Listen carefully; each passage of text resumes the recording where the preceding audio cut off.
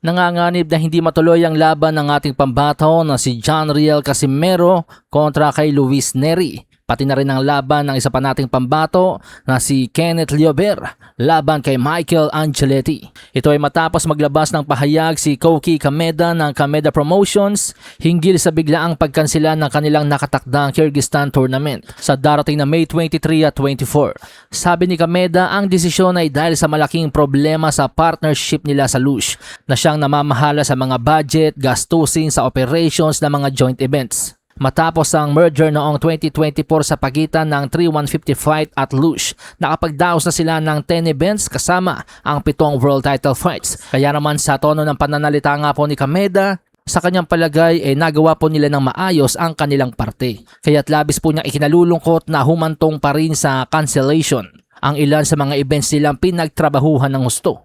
So sa madaling sabi mga amigos, yung 3-150 fight po ni Kameda, ang trabaho po nila ay matchmaking. Habang ang Lush Bomo naman ang pipidal sa pinansyal. Ngunit sa kabila ng lahat, ang kanilang eksperimentong kolaborasyon ay hindi nga po naging maganda ang resulta.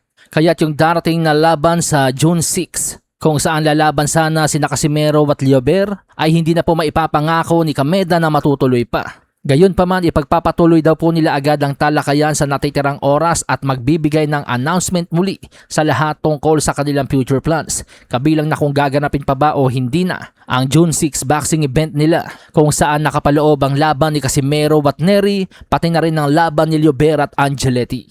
Matatandaan na hindi ito ang unang pagkakataon na nagkansela ng boxing event ang Psycho Lush. Una nang naudlot noong nakaraang buwan ng Casimero versus Nery, kung saan sinasabi ang pangunahing dahilan naman po ng pagkakansela ng laban ay ang rapid changes in the international situation at ang mga epekto nito sa kaligtasan ng mga atleta at operasyon.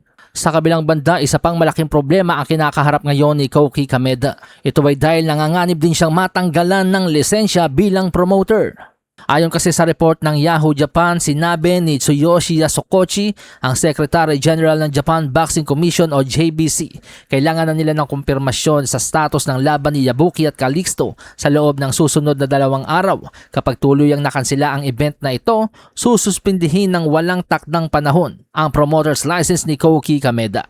So malaki-laking problema talaga itong kakaharapin ni Kameda kapag kinancel niya itong event sa June 6. Dahil kapag ito po ay hindi niya naikasa, hindi niya naituloy, suspendido ang kanyang lisensya bilang promoter.